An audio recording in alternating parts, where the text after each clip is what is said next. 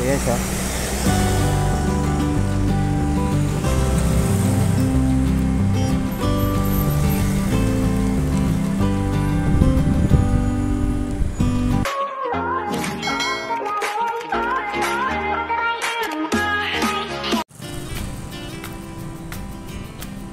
So ayan siya mga ka-walker, isa yun sa bagong gusali dito banda sa may Central Park District ng Davao City.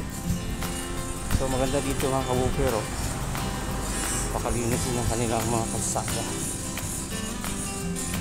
So may kinaponstak pa din dyan banda. Kung tayo galing na yun na, yan. Yan naman yung SM City Premier Lanang po.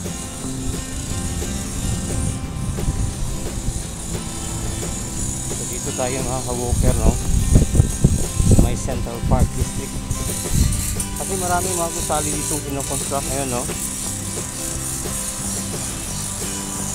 Yan naman yung Concentrex building. Yan yung nakikita ninyo po. So maglalakad-lakad din tayo dito. Dito tayo. Kahit yung mga gusali dun sa may bahada banda, nakikita ko dito. Yan. Yan. May dulo lang po ng mga kakahuyan na yan, oh. So dito lang tayo mag-iikot-ikot sa ilalim po ng mainit na araw. Kasi nga po is ano ngayon, oh, alas 10 na po, pasado ng hapon. Yan naman yung SM po. Yan.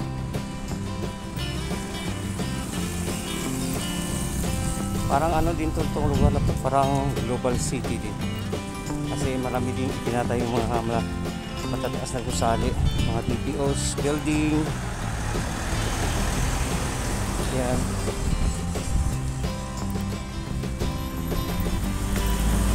Yan siya mga ka-walker.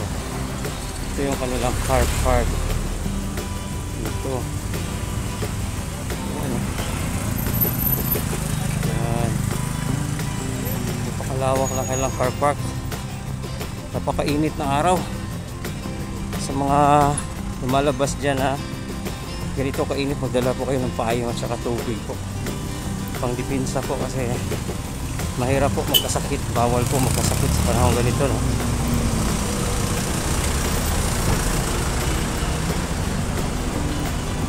Yan, mga ka-walker.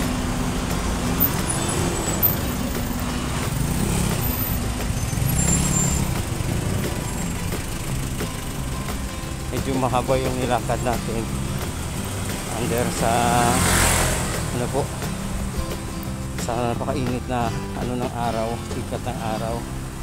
So pwede naman siguro tayong tumawid dun sa may kabila, no? So, parang napakainit na talaga, hindi na makaya sa balat.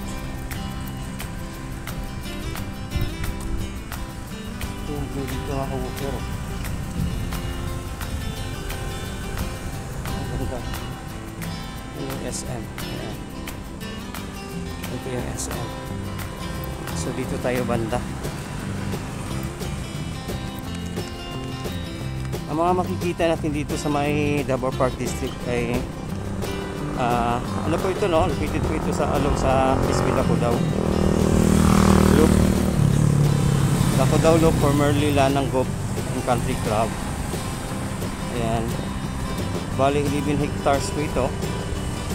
Pinagtatayuan po ng mga bagong gusali. Yan siya mga ka-walker, oh.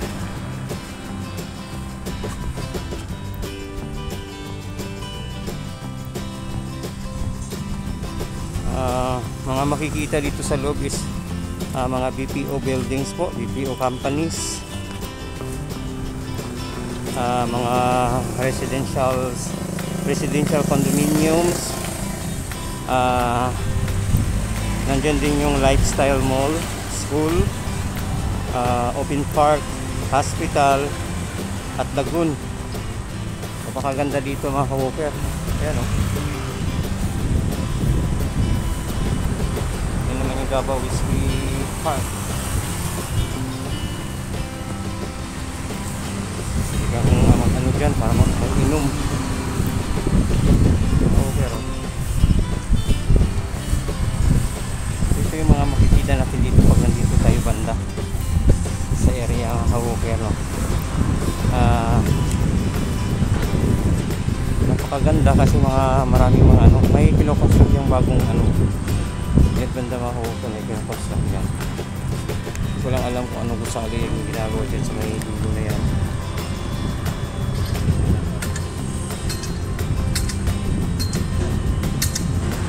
Under construction po. Buildings pa rin yung ginagawa nila dyan.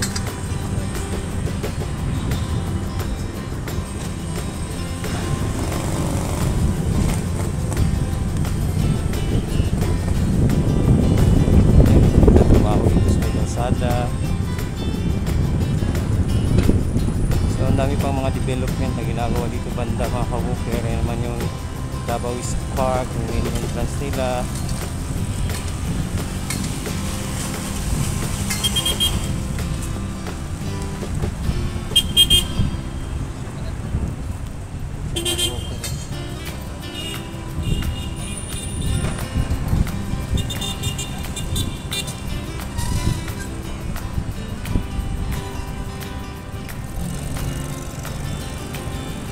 So ano na, maganda dito.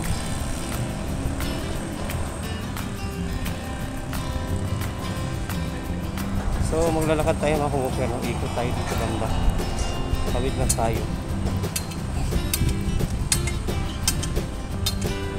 So yung gusali niya yung under construction pa rin siya, no? Yung tagal-tagal na din yan, pero napakatibay niya. Tingnan mo, isang tingin pa lang napakatibay na siya.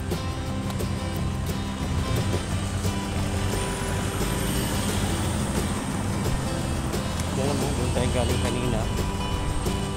So umikot lang tayo mga Hawker, no? Dito naman tayo banda.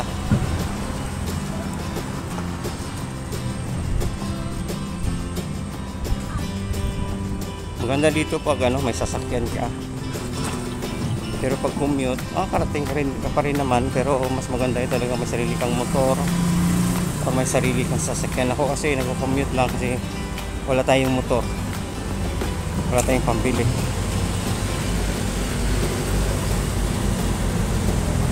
So ganito dito kaganda, no mga Hawker. Pag natapos yung mga gusali na yan, so ito nakikita natin medyo mahalaman na to. So malilinis na yan mga Hawker, no? Ila-landscape nila to lahat dito. Ayan, Mega World Suntrust pala yung ano dito, yung parang nag-ano ng mga project na to dito banda, yung Suntrust developer po. Ay, ito pala lagi, oo nga, Mega World Suntrust po. So ayan, so ikot lang tayo mga Hawker, no? Mas maganda tumawid tayo. Yan naman yung sinasabi ko sa inyo, hospital, oh. Ayan, oh. Yung hospital na sinasabi ko.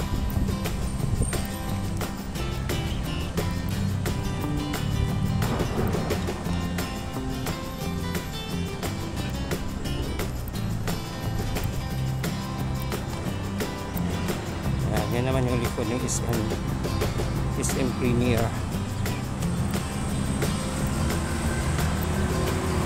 LTDSI hospital po, bagong hospital dito sa may Lana.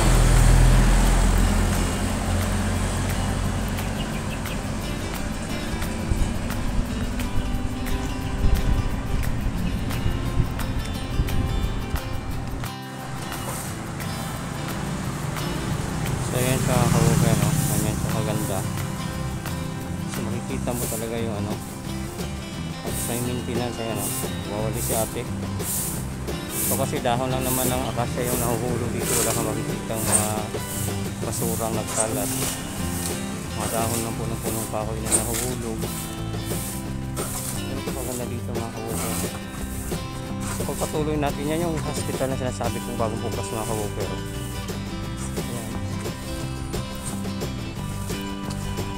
So tumawid tayo dito kasi nag-direct yung cellphone natin dyan kanina sa kabila kasi napakainit po.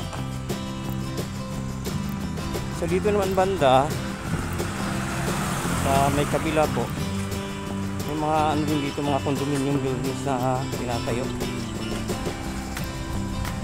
So iikot tayo dito, puntahan natin ito. So napaka ano dito, napakalamig po ng hangin. Ay, car park pa rin po yan. Medyo malawak yung kanilang car park dito. So iikotin na dito banda mga ka-walker. So yung mga nakikita nyo, mga ano lang naman yan, mga dahon lang naman yan ng kasya. Wala kang makikita yung mga ano dito, mga cellophane, mga pakiti po ng candy, puro dahon lang po. Yan, dito kalinis dito mga ka-walker. As I said earlier, napakalinis dito, bawal magkalat dito sa Davao. Yan po yung ingatan nyo pag nandito kayo po.